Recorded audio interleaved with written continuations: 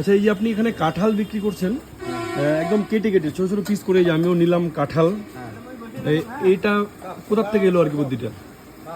বুদ্ধিটা এই জনগণ এই দেশে চায় ওইভাবে, তাই একদম রেডিমেড চাই সবাই। হ্যাঁ। কতদিন থেকে করছেন এটা? আমি এই 20 বছর থেকে করতেছি, তারপরে 5 বছর থেকে কেটে বেচতেছি।